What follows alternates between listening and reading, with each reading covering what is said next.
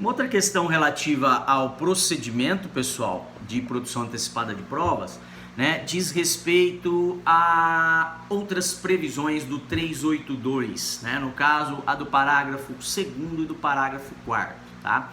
Antes de falarmos do parágrafo 2º, temos que destacar que esse procedimento ele é voltado única e exclusivamente para a colheita de uma prova, tá? Para antecipação do momento em que a prova seria produzida e voltado exclusivamente para que essa prova então possa ser produzida, possa ser colhida, né, de forma antecipada, ok? Nesse sentido, cumpre-nos então analisar a previsão do 382, parágrafo 2º do Código. Diz assim: o juiz não se pronunciará sobre a ocorrência ou a inocorrência do fato, nem sobre as respectivas consequências jurídicas, tá? O que quer dizer é que esse procedimento, como ele é voltado só para a produção da prova, o juiz não analisa os fatos, o juiz não verifica se a prova conseguiu, né, de maneira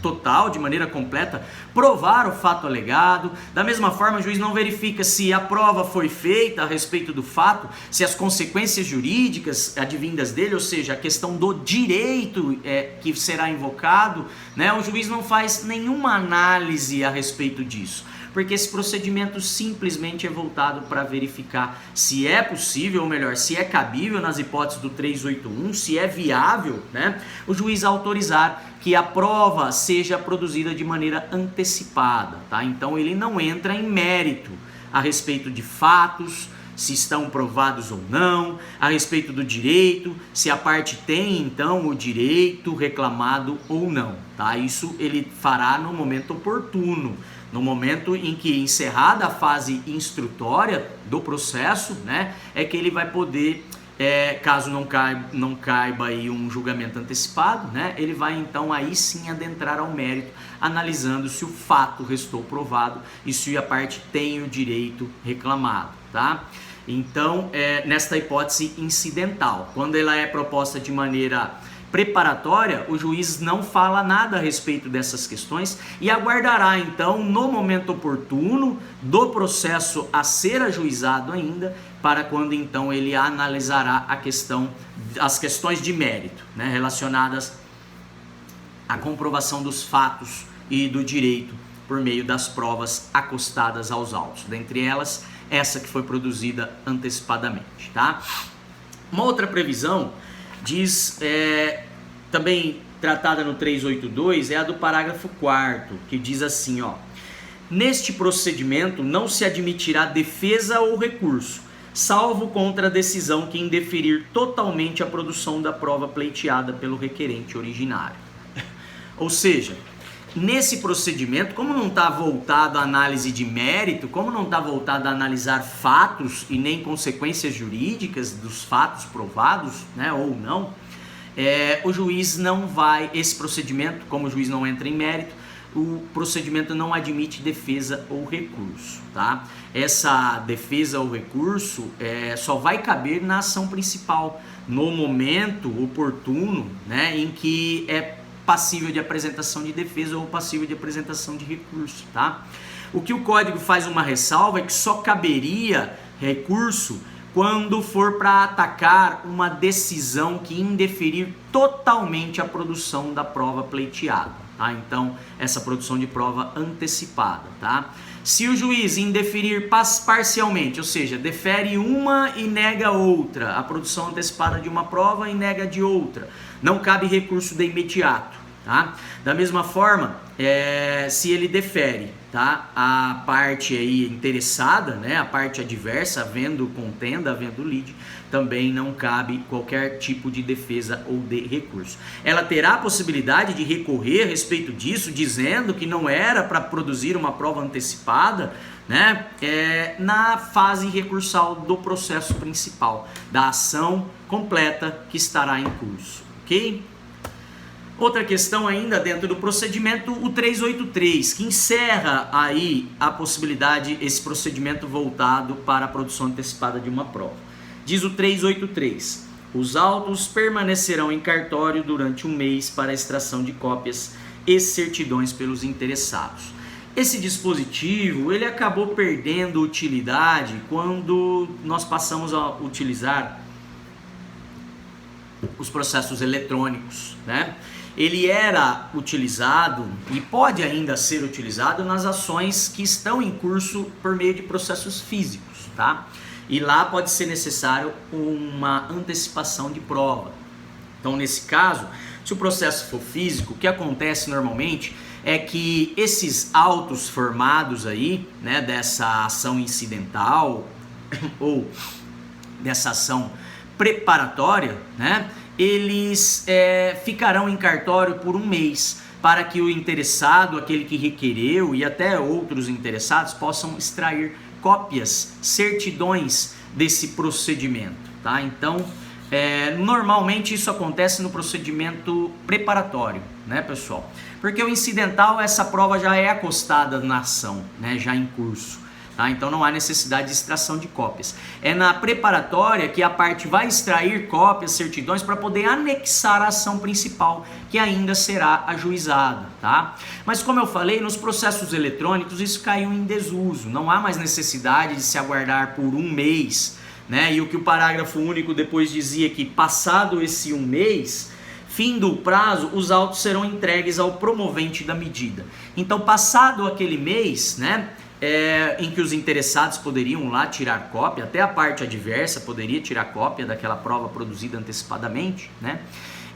Esses autos seriam entregues ao requerente da medida, né, ao autor do pedido de produção antecipada de prova, tá?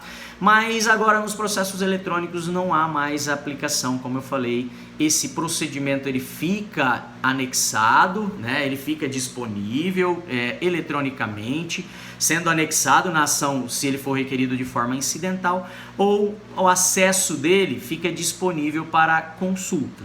Tá? Até mesmo depois do arquivamento do processo, vocês conseguiriam acessar, né, as páginas dos autos, tá? Para poder aí extrair as cópias necessárias para embasar a ação principal que será ajuizada, ok? Então, os autos permanecem lá à disposição das partes, tá? Claro, as partes, quando encerrado esse procedimento, colherão todas as cópias, seja física, por meio físico ou por meio digital, né? Faz um download de todo o procedimento e guarda, para que no futuro, quando a ação for a ser ajuizada, essa prova produzida de maneira antecipada já esteja pronta para embasar a pretensão principal, ok?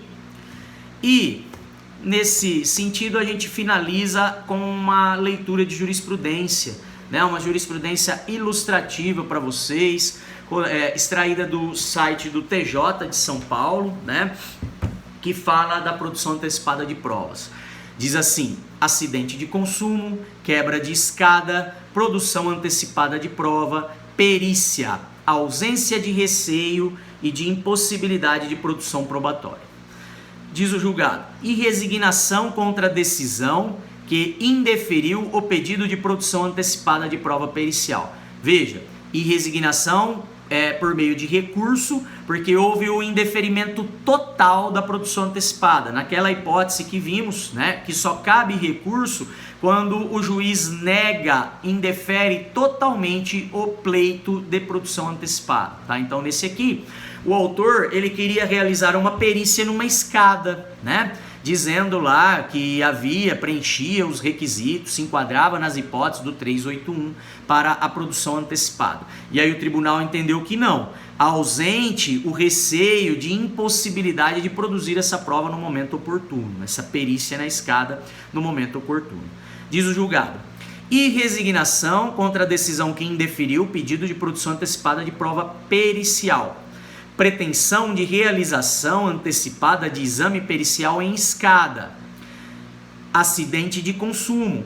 Alegação de que a demora pode gerar deterioração do produto. Não acolhimento. Ausência de justificativa para antecipação da produção probatória. Inexistência de receio de impossibilidade de produção regular. Mera alegação de deterioração que não é suficiente para tanto. Artigo 849 do CPC, porque era o código anterior, né, o julgado é de 2015, então era o CPC anterior, e decisão mantida, recurso desprovido. Ou seja, o juiz de primeira instância negou a produção antecipada, entendendo que a escada não corria risco de deteriorização e que não há deterioração, né?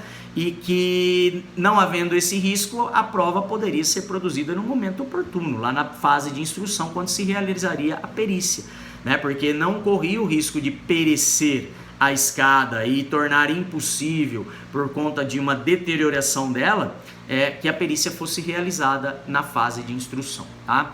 Um julgado que recentemente eu vi a respeito dessa questão, né, falava da perícia de alimentos, tá? Então foi adquirido lá um caminhão de alimentos, né, por uma empresa alimentícia, dos quais parte desses alimentos teriam chegado contaminados, tá?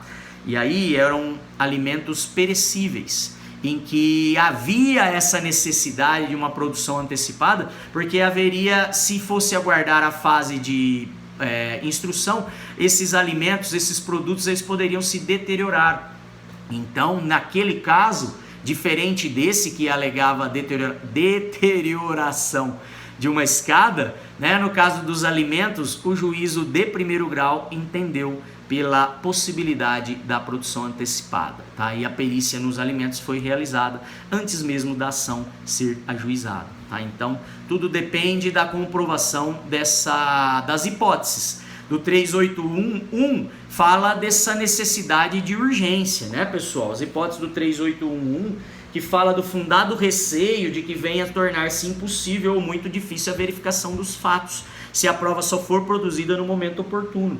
Mas as hipóteses do inciso 2 e 3 não há necessidade da urgência, porque a prova vai viabilizar uma autocomposição entre as partes, a prova permitirá o conhecimento dos fatos, possivelmente evitando o ajuizamento da ação, tá? Então estas hipóteses aí também autorizariam uma produção antecipada de prova, ok?